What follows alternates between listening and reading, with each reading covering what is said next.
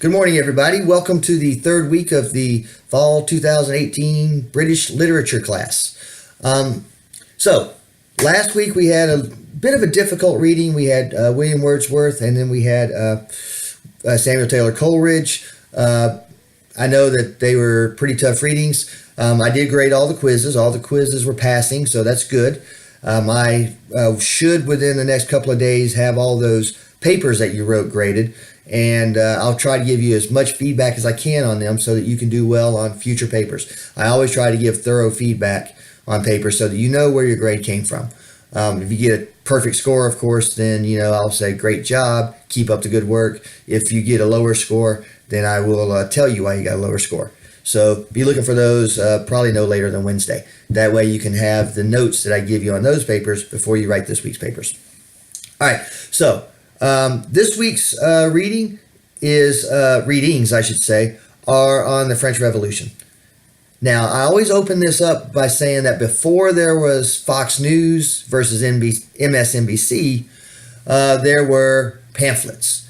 And pamphlets were little political tracts that authors would publish as a way to express their political views to the masses. Now, remember, from last week's lesson, you learned that the printing press made it possible for more people to be literate, and because more people were literate, they were reading books and pamphlets and magazines and everything else you can imagine voraciously. In fact, the printing presses could hardly keep up with the demand. So these pamphlets were a way to spread political views, just like Fox News and MSNBC, these so-called news channels, are able to spread their propaganda these days. So, you may ask, why include the French Revolution in a British literature class? Well, the reason for that is that people all over the world were watching the going on that were going on in France very, very closely. And take a look at that slideshow that I've included in the week 3 module this week, and you'll see that it was definitely a tumultuous time in France. King and the Queen got beheaded. In fact, there was something called the Reign of Terror, where lots of people were being beheaded. And what France had done was essentially remove the royalty, because the royalty under King Louis XIV, 15th, and 16th, especially Louis XIV, had just become too powerful. And the gap between the haves and have-nots got so wide that people like Marie Antoinette were living the high life. And supposedly she had said, whenever the people were rioting outside her castle because they were starving to death, she supposedly said, let them eat cake. There's been no proof that that ever happened, but the story goes that she was very out of tune with the people of France. So she would eventually lose her head sometime after her husband, King Louis XVI, lost his. Louis XVI was just a weak king, and he tried to make everybody happy, and in the process made nobody happy.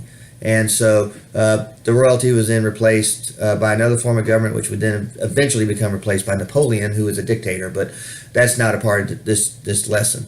But what is a part of it is that the violence and the upheaval in France was so great that people in England were noticing. And so what you're going to read here are 3 tracts. One is a short excerpt from Edmund Burke's Reflections on the Revolution in France, which was a reaction to a guy named Richard Price, who had written about how the revolution was necessary and how much he thought that maybe England should revolt against its royalty as well, this being King George III. And Burke was an aristocrat. Edmund Burke was an aristocrat himself, and he was horrified at the thought of the aristocracy in England being overthrown. So he's going to make an impassioned defense of the aristocracy and say, hey, we don't need a revolution here. We've already tried. And remember, let's go back to what you learned in week 1. We've already tried not having a king during the interregnum, and we restored him to the throne, right? King Charles I had been beheaded for 11 years. There was no king in England. And then there was a great restoration in 1660, where King Charles II was placed upon the throne. He was King Charles I's son. And so there had been a royalty ever since. He's also going to say that, Burke is going to say that the rights are guaranteed to men in England by 2 documents. One is the Magna Carta, which you learned was signed by King John. King John. There has never been a King John II, but King John in 1215 AD. and then the Declaration of Right, which was a part of the Glorious Revolution of William and Mary.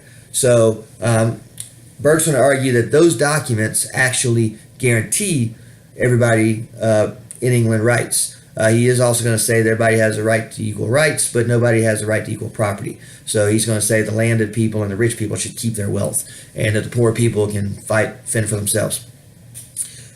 On the flip side, you're going to read two responses, direct responses to Burke, and they are by Mary Wollstonecraft and Thomas Paine. And yes, it is that Thomas Paine, the one that you may have studied in American literature. You also are going to see what he says about the revolution in France, because he was living in England at the time.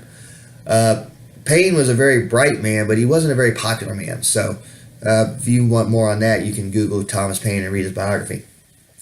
They're both going to directly attack Burke and tell him that, of course, he's in favor of the aristocracy. He's a part of it. He's got lots of money, so of course he's in favor of people keeping their land and wealth. Paine is going to take it further and say things like, for people like King John and for William and Mary to be able to rule from beyond the grave is ridiculous. And they're both going to call Burke names, and it's going to sound basically like Fox News versus MSNBC. So in your writing this week, you're going to look at those two viewpoints, and you're going to do kind of a compare contrast, which is not an essay you write often now that you're out of English 1101, but this time you are going to look at the debate and say, here's Burke's position, here are Wollstonecraft's and Paine's positions, and show me that you can understand how they are different. So that's this week. Again, if you have any questions, feel free to email me, and I'll be glad to answer them in a timely fashion. I know I didn't get to all the emails I was supposed to last week in a timely fashion. I apologize for that, but I shall resolve to do better. And look for your grades on those writings from this week before you start, or from last week, I should say, before you start this week's writing, so you'll know how to do it better if necessary.